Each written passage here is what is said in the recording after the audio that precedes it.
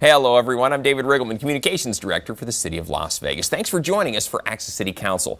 Coming up on this show, a new taco restaurant opens its doors in downtown Las Vegas, and the Las Vegas Lights FC are off to a great start in soccer. And the councilman who represents Ward 3, Bob Coffin, joins me now. Welcome back, and he has donned his Vegas Lights FC shirt. You look great, young man. That's a great-looking jersey. Look, I'm a season ticket holder, and I'm a big fan, and just don't get in my way on the way to the game. Well, they're off to a good start this season. We're going to talk more about that. Good. But so far at the taping of this show, they're undefeated. So yeah, that's good. We love that. We hope that they keep that way. By the time this program shows, I hope they've won the division championship. Exactly. We're going to keep our fingers crossed. But right. You're wearing the home jersey. I have one of those myself. That's a nice looking jersey. I don't even know what the road jersey looks like. It's white. It's just. Oh, that's the rule in the league. Yeah, exactly. Okay. Yeah. All right. Yeah. Well, this is the best. Yeah. Great colors. Very Las Vegas. Exactly. You're going to see a lot more of these colors around town as people start to buy clothing that mimics the Lights colors. We are. That's going to be our next topic here. But first, if you're not familiar with where Ward 3 is located, the area that Councilman represents, if you're not familiar, it's that area in blue on the east side of our city. If you live in that area, work in that area, then you are in the city limits of the city of Las Vegas. Right, with the exception of a few acres, everything east of the freeway to Nellis in the city is Ward 3. Exactly. And encompasses a lot of our downtown, most of the downtown, in Most fact. of it. We almost say pretty much everything east of Interstate 15 is inside Ward 3. Mm-hmm. 90% of it, anyway, is Ward 3. Exactly. And it's the oldest part of town, a heavily Latino part of town. Really, really a fun place to be. Very good. Well, let's go to the first topic here. Love this. Shane Savanapridy and our staff tweeted this out. I know he was really excited. Welcoming Bomb Tacos to downtown for Taco Tuesday. And from what I heard from everybody out there, the Bomb Tacos are the bomb. They're really good. And I love this, Councilman, because you were there for the ribbon cutting, but then also helped cook some tacos on the first day. So that's pretty awesome. It's historic. 616 Carson, downtown. Yes, it's right there between 6th and 7th on Carson. And it's right next to one of our free stops, where we do our little self-driving car. But this was a big deal. I didn't realize how popular they are. They're new. Remember, they're Las Vegas, born and raised. That's Robert Solano, the owner. And there are a couple of other owners, partners in there too. But he is the inspiration. He's also an artist. Everything you see in there is done by him. And there I am making the first taco. Instead of throwing out the first pitch, you're throwing out the first taco. I know the secret on those tortillas too. I can't say. In fact, I want to make sure that passes inspection because we don't want to give away his secret. Yeah, that's exactly. But anyway, something holds those tacos together that's a little unique. Anyway, here we are as a total lineup. People were just walking by and they saw it. It's like the Lights colors there too, that's Council. I don't know if he did it on purpose, but that blue and yellow are the Lights colors, and it's just the right shade too. So I kind of feel that it's got a blessing somehow. It's going to be a lucky place. Your ward, that area east of Las Vegas Boulevard, Fremont Street, Carson, Ogden, those areas over there, you got some really good restaurants that have popped up over there. There's good eating, and more importantly than that, it's reasonably priced. You find a lot of people who want to kind of come downtown and enjoy the downtown experience from other parts of town. Enjoy that little feature too. Yeah. And not, by the way, the East Fremont area is not the only one, but I mean the Arts District is also full of cool little places. So in general, we have a place that people can visit from any city or any part of this town. Yeah, that's awesome. That's awesome, Councilman. Well, welcome to the neighborhood, Bomb Tacos. Best of luck to you, Robert, and your team. And then, Councilman, love this too. Another big opening for you. We tweeted this out on Twitter here at the city. Councilman Coffin celebrated the opening of the Baltimore and Cleveland Gardens project. The 201 units provide much-needed affordable housing to our low-income residents. This is a great series of projects in the downtown, converting old motels, hotels, older buildings into residences, right? Yeah, and they call it a project. And really, I hate that name because it implies or it brings up memories. Yeah, bad connotation. Very bad, very big Stalinist-style constructed housing blocks, and that's not the way it works. This one here is 6 or 8 rehabbed apartment buildings on the street, both sides of the street. And I remember when they were new, and I was a young guy in college, Nevada Southern, and a lot of students lived here. It was a real vibrant place more than 50 years ago. Wow. So now it's coming back to life. It's more than just paint. What they did was took the old buildings and rehabbed them. They did not knock down anything. So the bones were really good, as they say in the real estate business. So they just rebuilt them on the inside. And look what they did. These are beautiful Yeah, inside. yeah. And in doing that, they kept the cost of acquisition, the cost of rehabilitation down, so that it made it possible for investors to make a profit while providing a service. And look at that, boy! It just beautifies the neighborhood, gives people a great place to live. See, look at it; it's alive Well, and already. you can't see it from here, but the back of the building of the Stupak Center is on that street. Yeah. So you find kids there, a lot of them, well after school. And then the Stupak Park's right across the street. Yeah. So we've got a place, It's awesome. yeah, we've got the place for the kids to live safely, play, do studies after school, engage in activities. We have a lot of events there. So that is, for many people who are new to town, what's called the Naked City Right. area. It's basically west of the stratosphere. Yeah, well, we had an even coarser name for it when I was a kid. Yes, as I recall. Despite the coarse names, it was a safe place to go, and I used to sell chocolates door to door, apartment door to apartment door, on my bicycle. I'd drive over there, park the bike, and I was 13 years old. You never had an incident. Never World had a famous problem. chocolate bars. Cash was everywhere in that quarter, and obviously the reasons for the cash, well, that's why we can't call it the name that it used to have before Naked City. Right. Anyway, it's an essential fixture of our city. It's not going anywhere. So all that area behind the stratosphere is in a big comeback. Yep. And that should be, I think everybody should just drive by and take a look at that and see what you can do. When you mentioned this, Councilman, the shining light there too is the Stupak Center. It's just west of the Stratosphere Tower itself, literally just by a couple of blocks, and that's kind of the focal point of that whole neighborhood. Do we have a new name now? Is there a new name for it? You mentioned shining light. Is that possibly one that people are going to try to put on the neighborhood now? I don't know. We could. As I opposed don't to know. Naked City. I Well, kinda you're the like the old councilman. ones. Whatever you say, Naked we'll City do. passes. I frankly like it, and I think we should stick with it. Well, congratulations. That is a wonderful project, and Yeah. it's. And don't say project. Oh well. It was. Right, I'm exactly. sorry, David. I know what you mean. I know what you mean, and I get you where you're going with that, Councilman. And your openings, your grand openings, just continue to roll here since the last time you were on the show 6 weeks ago. The Harbor. This is part of the Family Justice Center. This is a big group teamed up here. Metro, the county, city, all of us working together to provide services primarily for young people. Variety of services. Everywhere from dealing with truancy all the way to where kids are dealing with some emotional issues as well. So this was the opening that day. This place is located on 861 North Mojave Road. It is. It's next to Freedom Park, Gary Reese Freedom Park. It's an area of city property, and it is a building that used to house Metro training, and that's a firearms and interior training. So if they had to practice subduing somebody or engaging someone who was acting badly inside a building, they were in there training, Right. doing that in there. That used to be, Councilman, you remember this as being a real history buff for Las Vegas. That was the Metro Academy. The training center was there, and then it moved out onto West Cheyenne. But for years, that's where it was located, as you're indicating. Well, and of course there was the one over by what is now, well, Myron Levitt J.C. Park. Right. The Metro's gone, I guess, wherever they were told to go. And now they've moved again, and I'm not sure they were real happy about it, but it's the best thing for the kids. This is a place where kids can get all services. Yeah, a whole gamut of services. Yeah, as opposed to just juvenile punishment in this one building or something else happening where they might get training in another area. It all comes together, and all the services are there. It's a good thing for the police too. They don't have to make so many stops. Absolutely, and located in Ward 3 too. So you've got Yeah. those services right. And it's family friendly. I mean, it is a place where kids they're getting a second, third, fourth, and fifth chance. You know, they need it, and they're getting it. And this is a good place for it. So it's in an area of town where they have some problems, but it's a safe area. Yep. And although it's close to our jail, that's a nice, clean neighborhood, which is also improving. We just approved another store in that area right down the road. All right.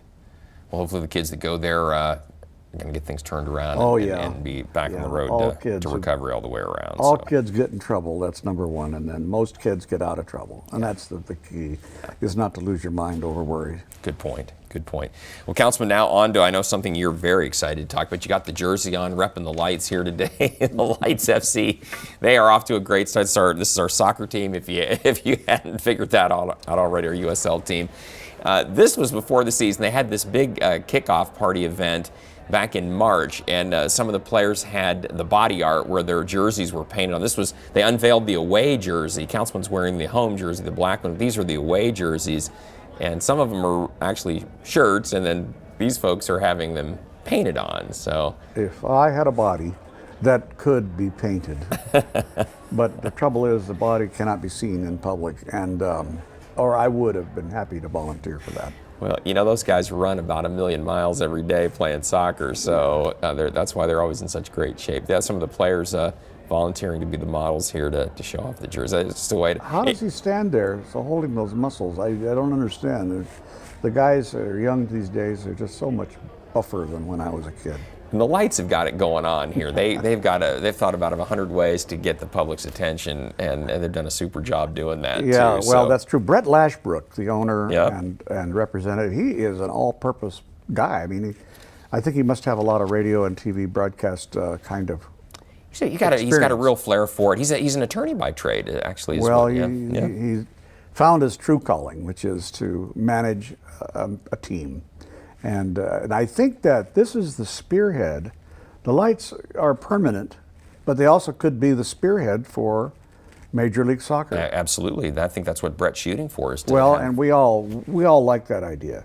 So we're going to walk before we run, and we'll see. This is Good point. the exciting thing about it is it cohabits really with baseball. oh, sure. So to see a game there means you're watching a field that has been turfed over, a baseball field been turfed over, and then after the game, turf is removed so the baseball plays again. Yeah, the 51s will be in there too. So they're going to be the next few compatible all seasons. through the summer. You know, it's interesting too, Councilman. You talked about walking before we run, but we've got NHL hockey. We're going to have the Raiders, NFL football. We've got WNBA. So it just makes sense that we'd eventually get MLS soccer here as I suppose it so. does. We're still a little shy on the size of the community with 2 million in our area. But we have found that tourism is erupting because of this, because everybody from a city that has a team is coming here, and the hotels are setting up affordable, easy to get packages so they can get here and afford to see the game. Exactly, even in the downtown, which we really love because it's close to Cashman where the games are taking place. Yeah. One of the things that Brett Lashbrook has done, it's been wonderful, is how he's partnered with the community here and really embraced the local soccer community. There's a lot of kids that play soccer in Las Vegas, a lot. And he's really embraced that whole movement, setting up an opportunity for kids to come out and see the practices out at our facility, Kellogg's Air soccer facility. The kids can come out, see the guys practice, get close to the team, talk to the players. That's Brett Lashbrook there on the left. Yeah, remember, 2 of the children that I've raised are veterans of soccer. They are. I Both know of that. them were goalkeepers. I And know so that. I pay a special attention to that position on the field. The Lights have got all kinds of things. They do these things with the youth.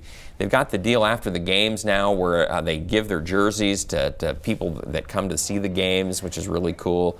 And also, too, they have a setup where if you have a charity here in town, they'll partner with you where some of the proceeds from the ticket sales go to that charity. So they've done a lot of things to really partner with the community, and this is an example of what we're looking at right now. If people think they don't have any relationship to soccer, remember this is the most popular sport in the world, by far. And it is really eminently watchable if you have a few tips on what to watch. To me, it's very fast. It is. It's a really fluid game. Yeah. Unlike baseball or football, they're very linear. You know, you'll have strike one, strike two, first down, second down, third down in football. In soccer, it's a very fluid. So for a while, it looks like there's not much going on. All of a sudden, somebody will score. And so it's one of those things where you really got to be paying attention the whole time because anything can happen at any time. Yeah, and when you've learned it, you know it for the rest of your life, and you can still play. We have a lot of leagues with middle-aged people and older than that seriously playing soccer. And they grew up with it, many of them in their home country, but already you've got 50 and 60-year-old people here who have grown up playing soccer in this valley. Absolutely. So Absolutely. it's something that wasn't played when I was a kid here. I have to say that makes me pretty old, but it is true. It's new here, maybe only 40 years old, but in fact it's taken the valley by storm. Oh, it sure has. And look, let's face it, the injuries are limited to mostly body core injuries, you know, from a collision or something, maybe a twisted ankle, sometimes something serious, but not the head. The head is protected just because the sport doesn't involve direct contact to the most important vital organ in your body.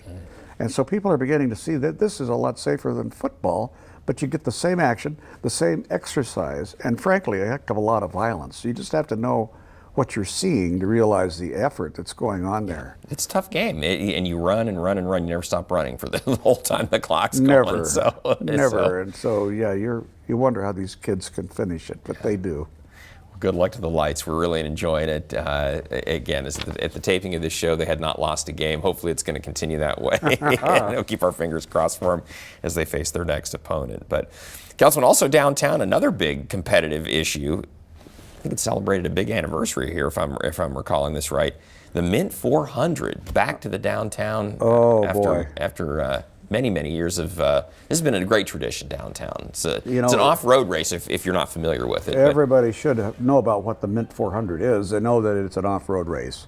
They know it's named after the old Mint Hotel, which sponsored it from the very beginning, and that much of the action took place on Fremont Street. Here's the parade on the way to the technical inspection, which is also done downtown, and all the cars have to pass a strict set of rules because there's different classes, and so you've got to be the right displacement, the right length, and the right weight, all these things to make competing exciting. Yeah, and fair.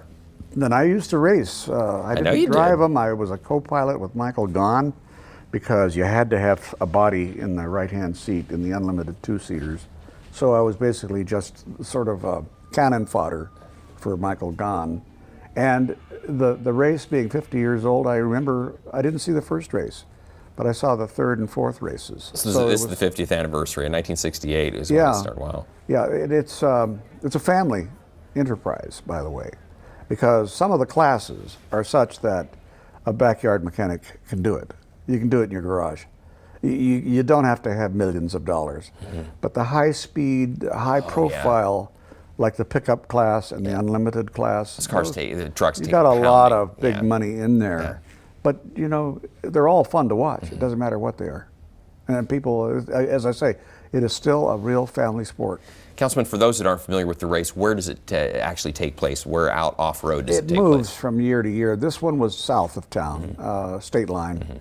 And, you know, it runs on a loop, maybe 40, 50 miles, so that you're going around the same place a few times anyway, which makes it good spectator stuff. Yeah, because then there's a place to plant to watch it as it goes past. There's a place to have help out there too. Exactly. It gets pretty lonely when as you your well car know. breaks and you're out in the middle of the desert. And that happens frequently. And it happens at night, and I can't tell you how much fun that is. But eventually somebody comes along and saves you. But the point is that it's being desertized, having fun, practicing for the race, getting ready, pre-running. All those things are part of the culture, and they all come together on race day. Yeah.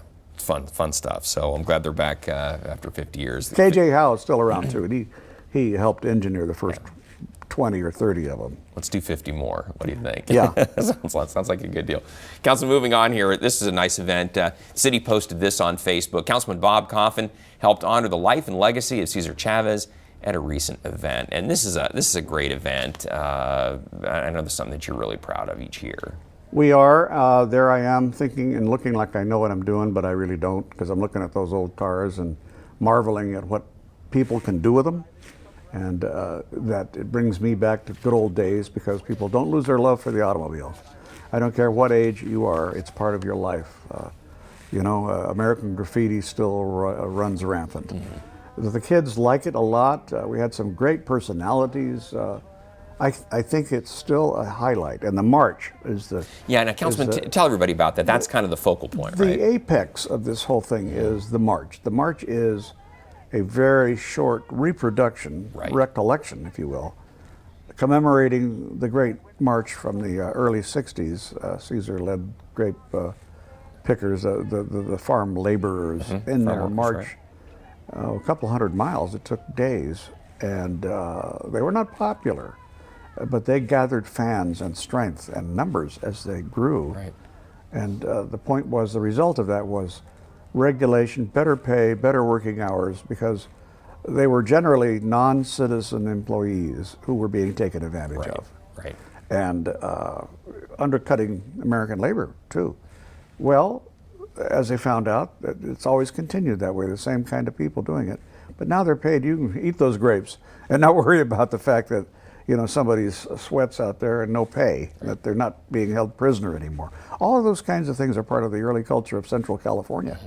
And so Caesar, who was born in Yuma, California, of Mexican parentage, he's going to be remembered forever in the Latino culture as a person who was a true leader. One of the, frankly, in the racial category, he almost ranks up there with Martin Luther King. Right, right. And a lot of people don't know that, but he was a good human who endured a lot of punishment. You know, he took a lot of blows to the body and to the head. He got kicked around quite a bit in the early days. Well, it's interesting because I think his mantra, like Martin Luther King's, was fairness. We're looking for fairness here. And I think that resonated with the population across the country. It does today, just as you see the young kids marching today. They're fearless, they know they're right, and they don't care how much artillery, financial and otherwise, is aimed at them. Same thing here. It happens sometimes in our society, but it's not there every year. And the 60s were dominated by Caesar and his troops, the people that really helped him. Councilman, we're running low on time here, but I want to make sure we get to some other topics that are really important. You had your Ward 3 shredding event. This took place at the Mesquite Club. The Mesquite Club, been around forever. They are just still as strong as ever, and had a big event there. This was back on March 17th. Love this. About this time of year, everybody wants to get rid of those old documents because you got the new tax stuff that you're preparing, and so you want to get rid of the old. And so these shredding events really are packed. It's a good time to have a shredding party. Perfect time. This is a thing that, I guess if you were a tax dodger, you probably would enjoy this. But it comes along at a good time for people in the spring to remember they ought to just be taking care of what they really don't need and let go of it, like I should. Protect your identity, yeah. But it's at the Mesquite Club, which is a fixture in downtown. The building's been there 60 years. The membership, if you go inside and look at who has been president, is a who's who of female society in Las Vegas going for back more than 100 years. Yeah, going back many, many years. Yeah, and I feel like I grew up with some of the ladies, not the 1910 ladies, but say the others, and feel like it's worth remembering. They haven't moved out to Summerlin. They haven't moved out they're to still downtown, the cool places. They are in the old part of town on St. Louis. And I think that since I grew up there, I feel like it's attached to me. Yeah, Cherie Williams is the president currently. She's a fine lady. Real vibrant lady. And she's a big fan of yours, in fact. Well, I know that for a fact. I can't say that I know exactly why. I'll just know this. She's a heck of a good person to work with. And she means well. She's a different kind of person. And the ladies love her, so she's helping build that club again. Yeah, after all these years, they're still going strong. They got a nice membership. Service clubs. Yep. It's a big deal. Really, they need some of them need to be revived because they did wonderful work, and they still do. It's that they're smaller now. Right. Maybe it's because more ladies have to work, and they don't have time. Yeah. But even the Mesquite Club has several levels, so that like all of the clubs, you can have a group that work all day and meet at night, and those that have a different kind of lifestyle and can meet during the day. Yeah. Well, good for them, and wishing them another 100 years. We owe them. That's right, we owe them. For sure. Councilman, you have a couple events coming up we want to make sure everybody knows about. This is going to be fun stuff. You have a couple movies in the park. The first one is going to be April 28th. Coco we're showing out at Stewart Place Park. Spring is here, It and is. That means movies in the park.